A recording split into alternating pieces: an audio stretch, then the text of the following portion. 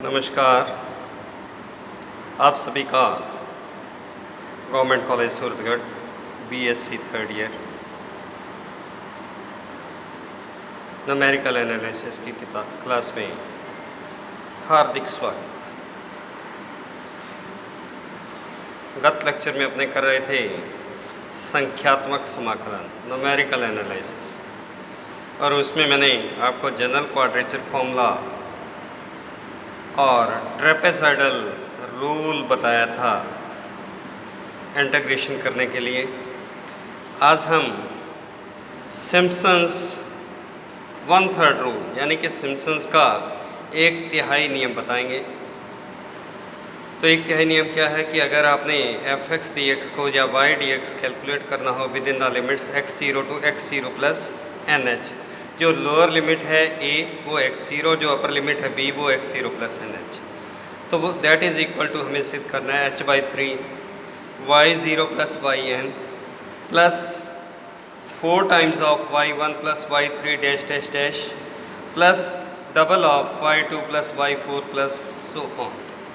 तो याद रखना बहुत ही आसान है इस सूत्र को कि x0 to x0 plus nh yx dx is equal to h/3 h अंतराल इनटू प्रथम पद प्लस अंतिम पद y0 प्लस yn प्लस उसके बाद 4 टाइम्स ऑफ किसका, जो आपके पास ऑड सबस्क्रिप्ट्स आ रहे हैं कि 1, 3, 5 एंड सो ऑन, जब तक भी आ रहे हैं, लास्ट वाले को छोड़कर, लास्ट वाला पहले आ चुका है, तो 4 times of y1 plus y3 and so on, plus अब 0 पहले आ चुका है, लास्ट वाला पहले आ चुका है, इसके बाद बीच में जो इवन सब्सक्रिप्ट्स रहते हैं उन सभी का सम करके उसका डबल कर देना है, तो twice of y2 plus y4 and so on. तो इसे सिद्ध करने के लिए मैंने कल जनरल क्वाड्रेचर फॉर्मूला किया था x0 to x0 plus nh yx dx is equal to h into ny0 plus n²/2 delta y0 plus n³/3 minus n²/2 delta square y0 by factorial 2 plus n⁴/4 minus n³ plus n² into delta 3y0 by factorial 3 and so on up to n+1 terms. तो इसमें क्या कीजिए, put n is equal to 2 in general quadrature form. तो n is equal to 2 रखेंगे तो आपके पास बन जाता है x0 to x0 plus 2h yx dx is equal to h into 2y0 plus 2 delta y0 plus 8/3 minus 2 by factorial 2 delta 2y0। क्योंकि n+1 terms लिखनी है अपने पास, n कितना 2, तो 2 + 1 3, तो मैंने 3 टर्म्स लिखी। तो इसे सॉल्व किया तो ये आपके पास आ गया x0 to x0 plus 2h yx dx is equal to 2y0 plus 2 as it is, delta y0 का मतलब y1 minus y0 plus 8/3 minus 2 upon factorial 2 को सॉल्व किया तो ये हो गया 1/3 into delta 2y0 y2 minus 2y1 plus y0।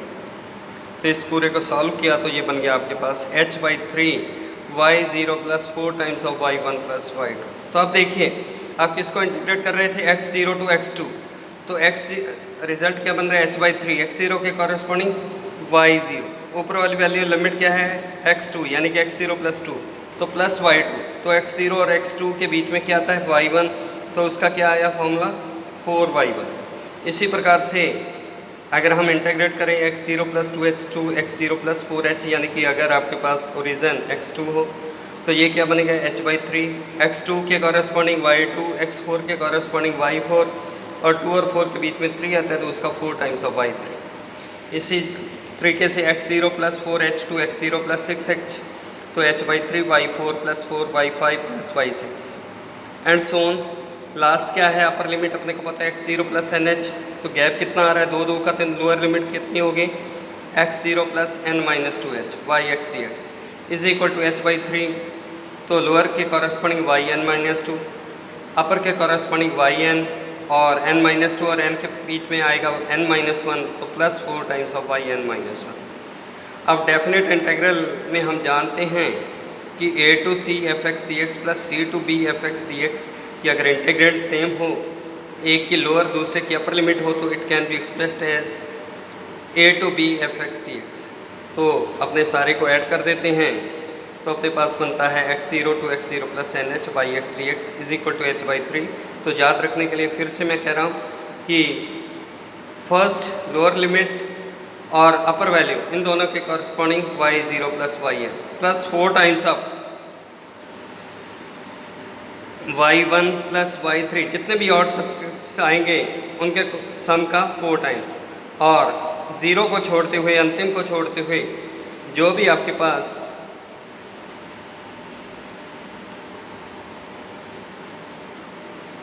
Terms बन रहे हैं इवन, तो उनका सम करते हुए डबल, तो ये बन जाता है हमारे पास सिम्पसन्स एक तिहाई नियम। इसी प्रकार नेक्स्ट सूत्र है हमारा सिम्पसन्स 3/8 रूल। तो x0 to x0 plus n h by x d x is equal to 3h by 6 y0 plus y n, प्रथम पद प्लस अंतिम पद y0 plus y n plus double of जो 3 के मल्टीपल्स में सब्सक्रिप्ट आते हैं, 0 को और अंतिम को छोड़ते हुए, अगर अंतिम भी 3 में आ रहा है तो उसको छोड़ते हुए, तो double of y3 plus y6 plus so on, और उसके बाद बाकी जितने भी 3 के मल्टीपल्स के बिना सब्सक्रिप्ट्स रहते हैं उन सभी का सम करते हुए 3 टाइम्स, तो 3 times of y1 plus y2 plus dash dash dash. तो यह है सिम्पसन्स 3/8 रूल। तो इसके सिद्ध करने के लिए जो हमने ये जनरल क्वाड्रेचर फॉर्मूला लिखा है x0 to x0 plus n h y x d x is equal to h into n y zero plus n square by 2 delta y0 and so on. तो इसमें क्या करना है, ट्रेपेजॉइडल रूल के लिए हमने किया था n is equal to 1, Simpson's एक तिहाई नियम के लिए किया n इज इक्वल टू 2, तो सिम्पसन्स 3/8 के लिए n is equal to 3 general quadrature formula में लिखेंगे। तो जब आप n इज इक्वल टू 3 रखते हैं तो put x0 to x0 plus 3h by x d x, तो h 3y0 plus 9/2 delta y0 plus 27/3 minus 9/2 delta 2/0 by factorial 2। Total पद कितने आएंगे, n इज इक्वल टू 3 है तो 3 प्लस 1 4, तो 81/4 minus 27 plus 9 into delta 3/0 upon factorial 3। अब delta 2/0 मैं पहले ही बता चुका हूँ, y2 minus 2y1 plus y0 होता है। डेल्टा 3/0 को कैलकुलेट करने के लिए मैं e minus i e minus 1 का cube by 0, a minus b का cube, a cube minus 3a square plus 3ab square और माइनस बी क्यूब, तो उसे खोल दिया तो ये बना y3 minus 3y2 plus 3y1 minus y0। इन सारे को सॉल्व किया तो अपने पास क्या आया, x0 to x0 plus 3h by x d x is equal to 3h by 8। तो लोअर x0 के कॉरस्पॉन्डिंग y0, अपर x3 के कॉरस्पॉन्डिंग y3, और बीच में 0 और 3 के बीच में सब्सिट्यूट्स क्या आते हैं 1 और 2, तो 3 times of y1 plus 3 times of y2। इसी प्रकार अगर हम x0 plus 3h to x0 plus 6h करेंगे तो 3h बाई 8, x3 के कॉरस्पॉन्डिंग y3, x6 के कॉरस्पॉन्डिंग प्लस y6, और 3 और 6 के बीच में सब्सक्रिप्ट 4 और 5, तो 3 times of y4 plus y5 and so. इसी प्रकार से अगर हम लास्ट तक चलें तो x0 प्लस NH, तो NH से पहले 6h था तो नीचे वाली क्या थी 3h, तो ऊपर NH है तो नीचे क्या रहेगा x0 plus n minus 3h will be equal to 3h by 8। Lower limit xn minus 3 के कॉरस्पॉन्डिंग yn माइनस 3, अपर के कॉरस्पॉन्डिंग yn, और बीच में 3 times of yn minus 2 plus 3 times of yn minus 1। तो इसको अगर हम सारे को ऐड करें, डेफिनेट इंटीग्रल की प्रॉपर्टी को यूज़ करें, तो आपके पास बन जाता है x0 to x0 plus n h by x d x is equal to 3h by 8। हम सिर्फ 2 ही चीज़ों का ध्यान रखते हैं, फर्स्ट लिमिट x0 के करस्पॉन्डिंग y0 प्लस yn, प्रथम व अंतिम पद का योग, प्लस जितने भी 3 के मल्टीपल्स बनते हैं 3, 6, 9, उन सभी का सम करते हुए उसका डबल, प्लस 3 के मल्टीपल्स को छोड़ते हुए तो y1 plus y2 plus y4 जितने भी आएंगे उन सभी का 3 टाइम्स। तो ये बन जाता है आपके पास सिम्पसन्स 3/8 रूल। अब एक क्वेश्चन करना चाहूँगा कि using Simpson's 1/3 rule evaluate 0 to 1 dx upon 1 plus x square, hence obtain the approximate value of pi। तो अपने को एफ एक्स दे रखा है 1/1 + x², रेंज दे रखी है 0 to 1। तो अपने क्या करते हैं, divide the range 0 to 1 in 6 equal parts. ये ज़रूरी नहीं है 6 करना, आप 5 कर सकते हैं, 4 कर सकते हैं, लेकिन कोशिश ये करनी है कि जो डेसिमल प्लेस बने वो टर्मिनेटिंग बन जाए। तो मैंने n = 6 लिया है, आप 4, 5 कुछ भी ले सकते थे। तो h = क्या आ गया, 1 - 0.6 1/6।